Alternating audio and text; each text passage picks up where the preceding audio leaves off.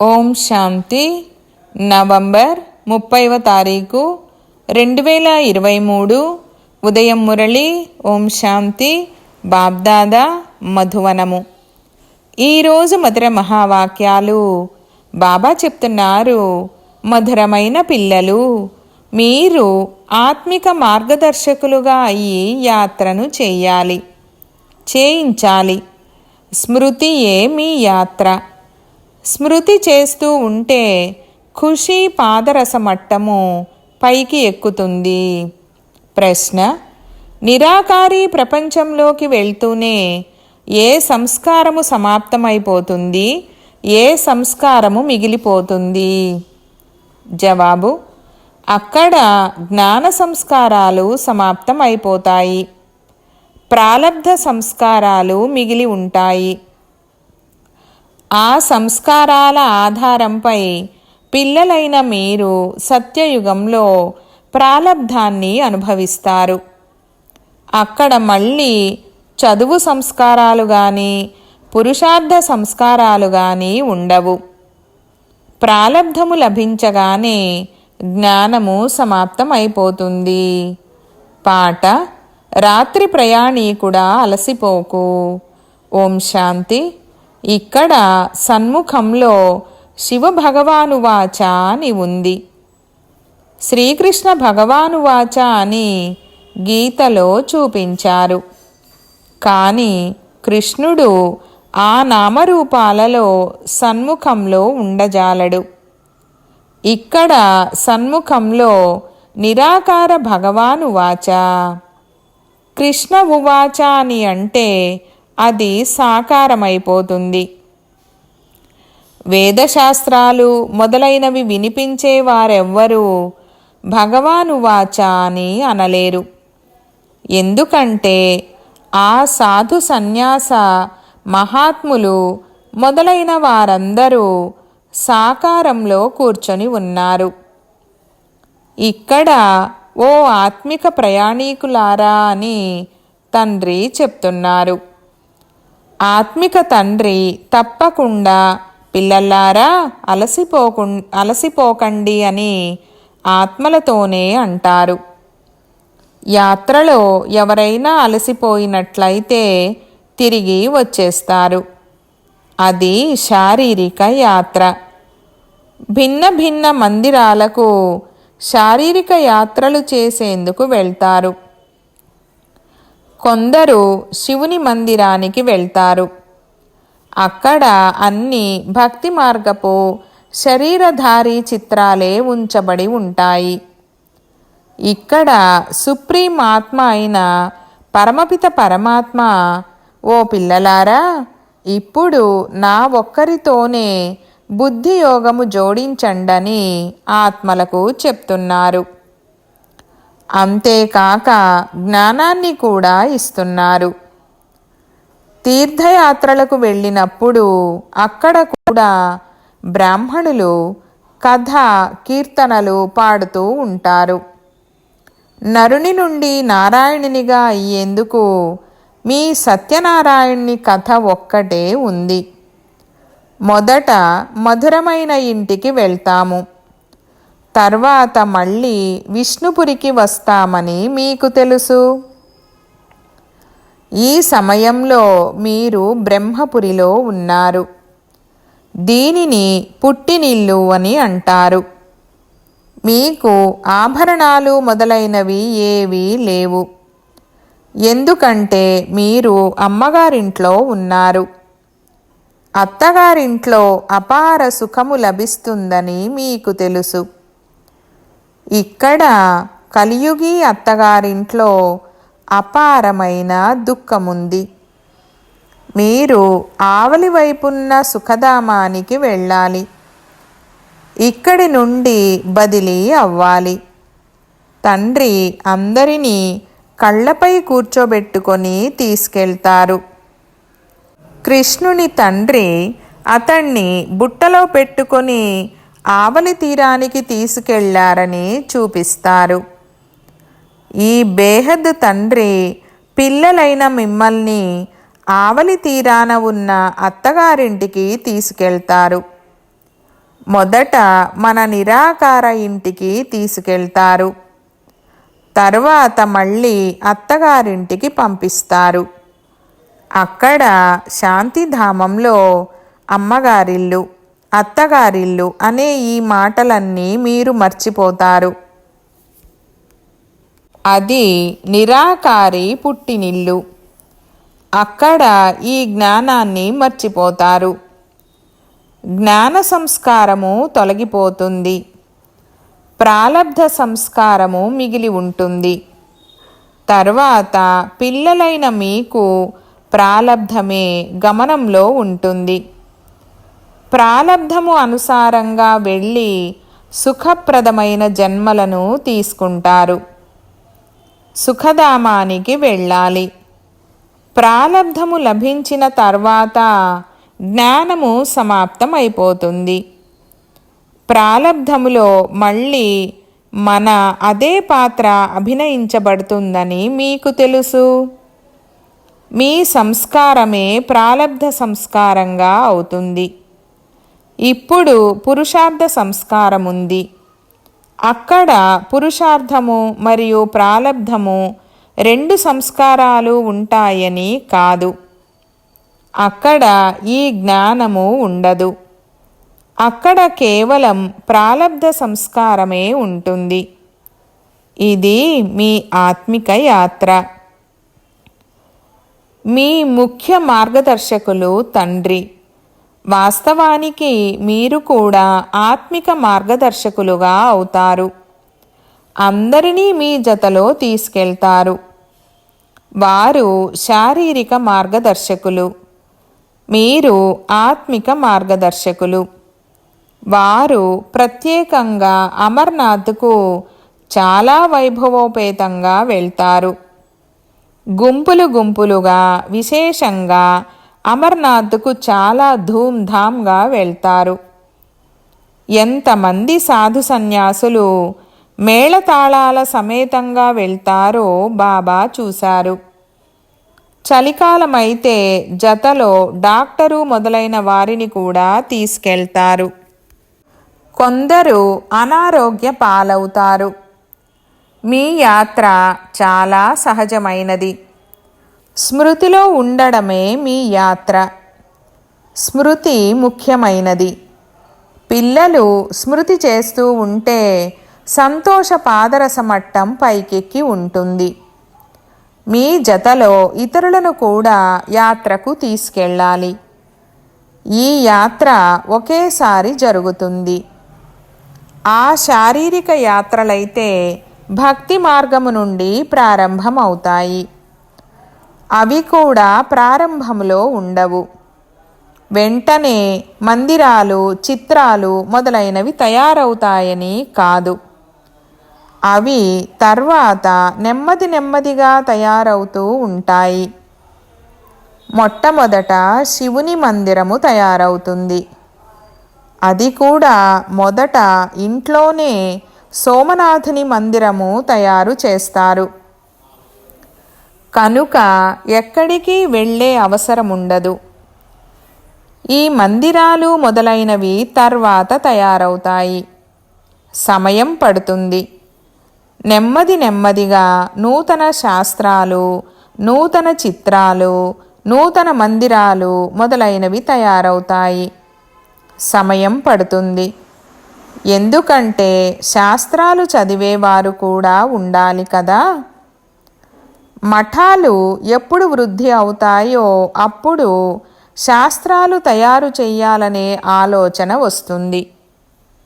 ఇన్ని తీర్థస్థానాలు, మందిరాలు, చిత్రాలు తయారవ్వడానికి సమయం పడుతుంది కదా.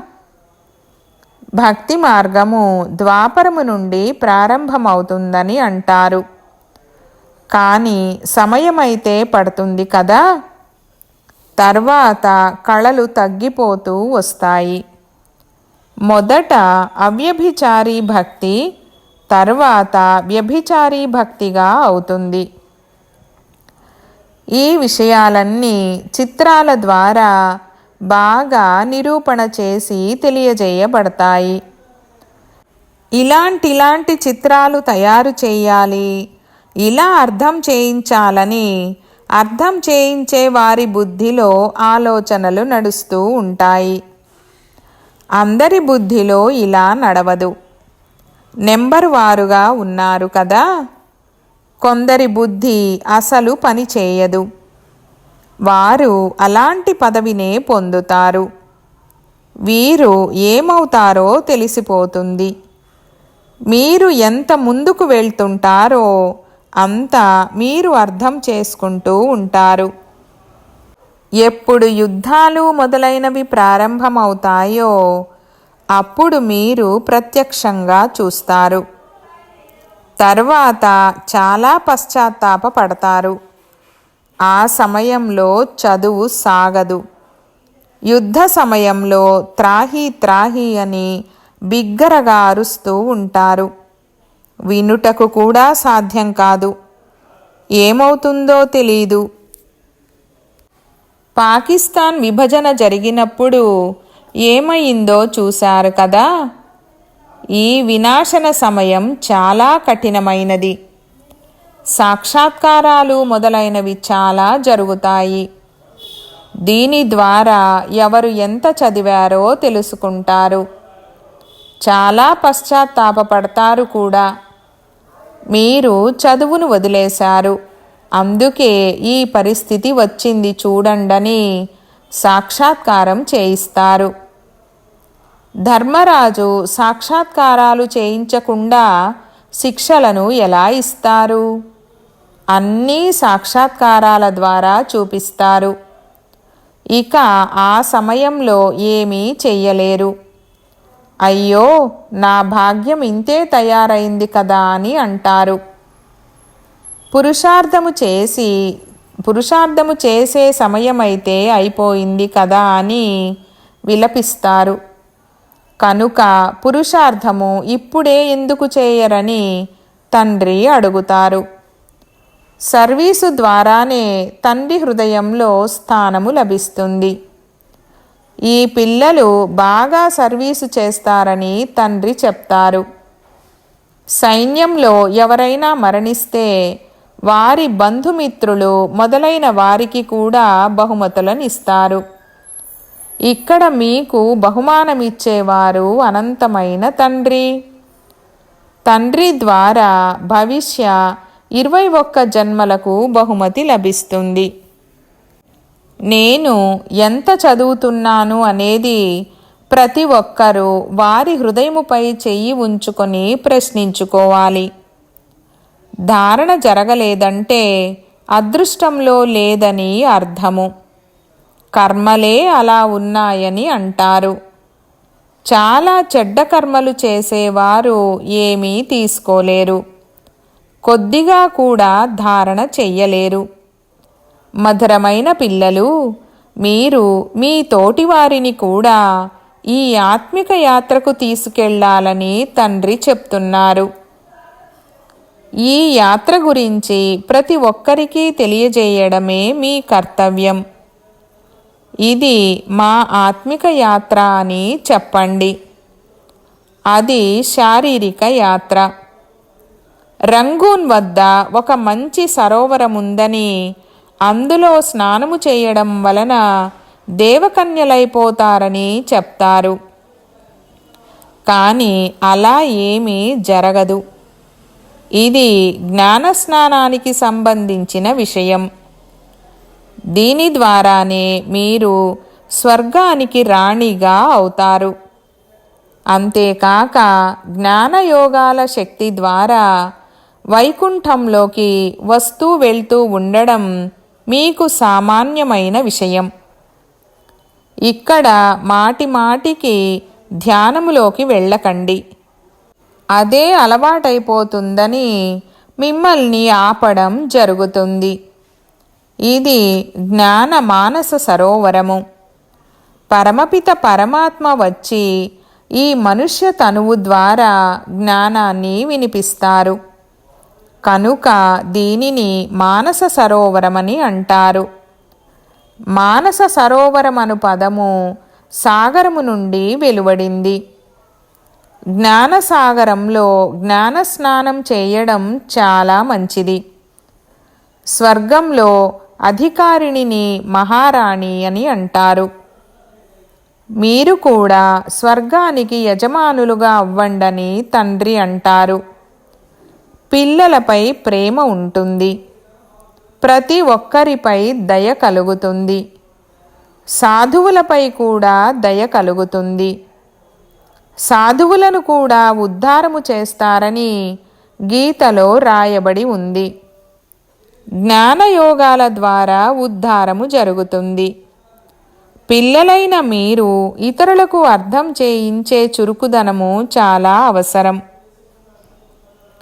వారికి చెప్పండి, మీరు అన్నీ తెలుసుకున్నారు, కానీ అదంతా మజ్జిగ వంటిదే. వెన్నను తినిపించే వారి గురించి మీకు తెలియనే తెలియదు. తండ్రి ఎంత బాగా అర్థం చేయిస్తున్నారు, కానీ ఎవరి బుద్ధిలోనైనా కూర్చోవాలి కదా. తండ్రిని తెలుసుకోవడం వలన మనుషులు వజ్ర సమానంగా అవుతారు. తెలుసుకోకుంటే మనుషులు గవ్వ సమానంగా పూర్తిగా పతితులైపోతారు. తండ్రిని తెలుసుకోవడం ద్వారానే పావనంగా అవుతారు. పతిత ప్రపంచంలో పావనులెవ్వరూ ఉండరు. కావున ఎవరైతే మహారథి పిల్లలో వారు చాలా బాగా అర్థం చేయించగలరు.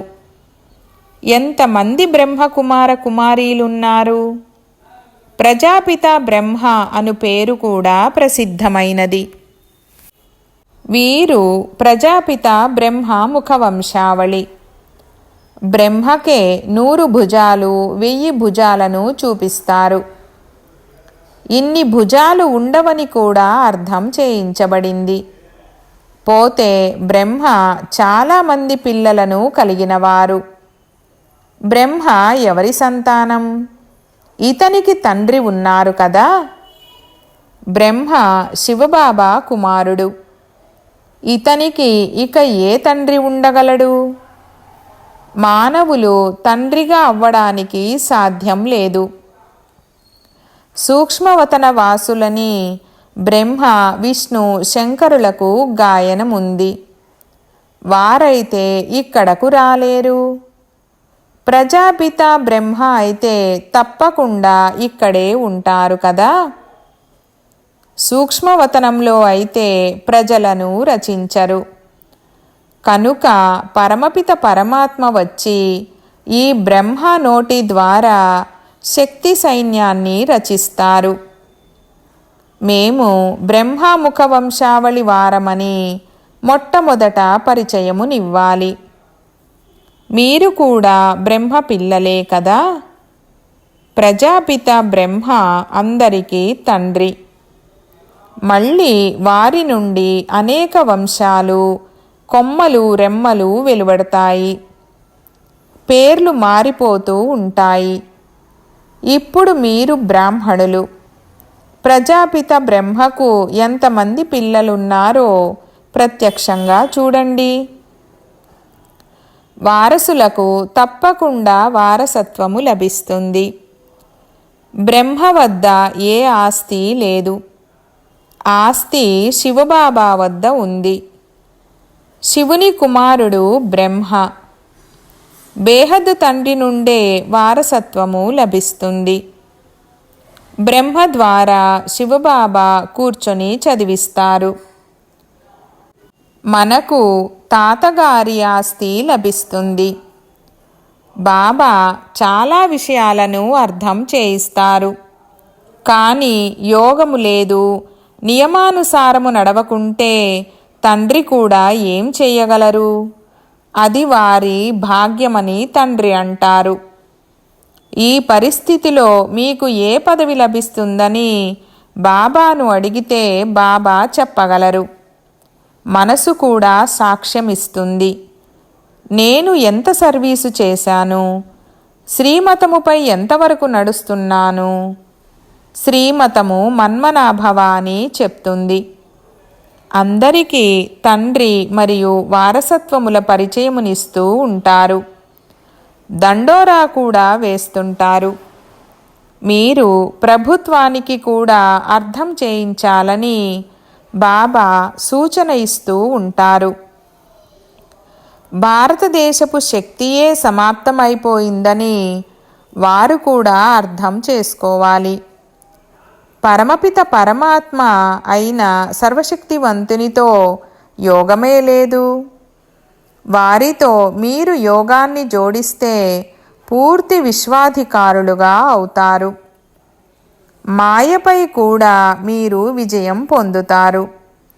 గృహస్థ వ్యవహారంలో ఉంటూ మాయపై విజయం పొందాలి. స్వయం తండ్రే మన సహయోగి. ఎంతగా అర్థం చేయించబడుతుంది? ధారణ చేయాలి. జ్ఞానధనాన్ని దానము చేసిన ధనము తరగదని బాబా తెలియజేశారు. సర్వీసు చేసినప్పుడే బాబా హృదయంలో స్థానం పొందగలరు. లేకుంటే అసాధ్యము అంటే బాబా ప్రేమించరని కాదు. బాబా సేవాధారీ పిల్లలను ప్రేమిస్తారు. శ్రమ పడాలి. అందరినీ యాత్రకు యోగ్యులుగా తయారు చేస్తారు. మన్మనాభవ, ఇది ఆత్మిక యాత్ర. నన్ను స్మృతి చేసినట్లయితే మీరు నా వద్దకు చేరుకుంటారు. శివపురికి వచ్చి తర్వాత మళ్ళీ విష్ణుపురిలోకి వెళ్తారు. ఈ విషయాలు కేవలం పిల్లలైన మీకు మాత్రమే తెలుసు. వేరెవ్వరికి మన్మనాభవకు అర్థము తెలీదు. చదవడమైతే చాలామంది చదువుతారు. నన్ను స్మృతి చేస్తే మీరు వికర్మాజీతులుగా అవుతారని బాబా మహామంత్రమునిస్తారు. మంచిది. మీఠే మీఠే సికి లధే బచ్చోं ప్రతి मात पिता बाप दादा का याद प्यार और गुड मॉर्निंग. रूहानी बाप की रूहानी बच्चों को नमस्ते. हम रूहानी बच्चों की रूहानी बाप दादा को याद प्यार गुड मॉर्निंग और నమస్తే నమస్తే బాబా నమస్తే. ధారణ కొరకు ముఖ్య సారము. 1వ పాయింట్, జ్ఞాన స్నానం చేయాలి.